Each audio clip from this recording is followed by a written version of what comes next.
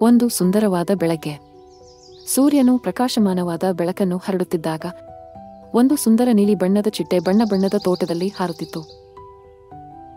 ಅದರ ರೆಕ್ಕೆಗಳು ಸೂರ್ಯನ ಬೆಳಕಿನಲ್ಲಿ ಮಿಂಚುತ್ತಿದ್ದವು. ಆ ಚಿಟ್ಟೆಗೆ ಸ್ವಲ್ಪ ದಣಿವು ಆಗಿತ್ತು. ವಿಶ್ರಾಂತಿಯಾಗಲು ಒಂದು ಹೂವಿನ ಹಾಳೆಯಾದರೂ ಸಿಕ್ಕಿದರೆ ಚೆನ್ನಾಗಿರುತ್ತಿತ್ತು ಎಂದು ಚಿಟ್ಟೆ ಯೋಚಿಸಿತು. ಆಗ ಅದು ಒಂದು ಎತ್ತರದ ಕೆಂಪು ಗುಲಾಬಿ ಹೂವನ್ನು ನೋಡಿತು. ಇದು ಒಳ್ಳೆಯ ಸ್ಥಳವಾಗಿರಬಹುದು ಎಂದು ಆಲೋಚಿಸಿತು.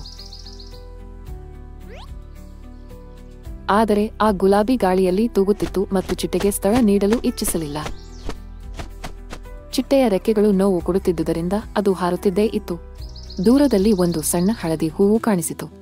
ಅದು ದೊಡ್ಡದಾಗಿರಲಿಲ್ಲ ಅಥವಾ ಹೆಚ್ಚು ಪ್ರಕಾಶಮಾನವೂ ಅಲ್ಲ, ಆದರೆ ಸೂರ್ಯನ ಬೆಳಕಿನಲ್ಲಿ ಅದು ನಗುತ್ತಿದ್ದಂತೆ ಕಾಣಿಸುತ್ತಿತ್ತು. ಚಿಟ್ಟೆ ನಿಧಾನವಾಗಿ ಹಾರಿಕೊಂಡು ಆ ಹೂವಿನ ಮೇಲೆ ಇಳಿತು. ಹಳದಿ ಹೂವು ಮೃದುವಾಗಿ ತೂಗಿತು. ಬಾ, ನಾನು ನಿನ್ನನ್ನು ಆತ್ಮೀಯವಾಗಿ ಸ್ವಾಗತಿಸುತ್ತೇನೆ ಎಂದು ಹೇಳಿದಂತೆ ಚಿಟ್ಟೆಗೆ ಅನಿಸಿತು.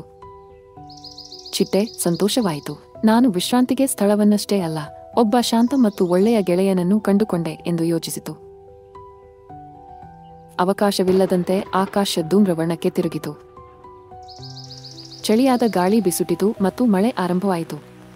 ಕೆಂಪು ಗುಲಾಬಿ ಎತ್ತರವಾಗಿ ನಿಂತಿದ್ದರೂ ಅದರ ಕೆಲವು ಹಾಳೆಗಳು ಗಾಳಿಯಲ್ಲಿ ಬೀಳಿಬಿಟ್ಟವು. ಹಳದಿ ಹೂವು ಸಣ್ಣದಾಗಿದ್ದರೂ ಮೃದುವಾಗಿ ಕೆಳಕ್ಕೆ ವಾಕೊಂಡು ತನ್ನ ಮೃದುವಾದ ಹಾಳೆಗಳಿಂದ ಚಿಟ್ಟೆಯನ್ನು ಕಾಪಾಡಿತು. ಮಳೆ ನಿಂತ ಬಳಿಕ ಸೂರ್ಯನು ಮತ್ತೆ ಬೆಳಗಲು ಆರಂಭಿಸಿದನು. ಚಿಟ್ಟೆ ತನ್ನ ರೆಕ್ಕೆಗಳನ್ನು ನುಡಿಸಿದಿತು. ಆ ದಿನದಿಂದ ಪ್ರತಿ ಬೆಳಿಗ್ಗೆ ಆ ಸಣ್ಣ ಚಿಟ್ಟೆ ಹಳದಿ ಹೂವಿನ ಬಳಿಗೆ ಬರುತ್ತಿತ್ತು.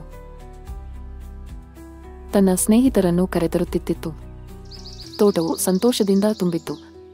ಅದು ದೊಡ್ಡ ಹೂವಿನಿಂದ ಅಲ್ಲ ಅಥವಾ ಪ್ರಕಾಶಮಾನವಾದ ಹೂವಿನಿಂದ ಅಲ್ಲ, ಆದರೆ ಎಲ್ಲರಿಗೂ ಪ್ರೀತಿ ಮತ್ತು ಕಾಳಜಿಯನ್ನು ನೀಡುವ ದಯಾಳು ಹೂವಿನಿಂದ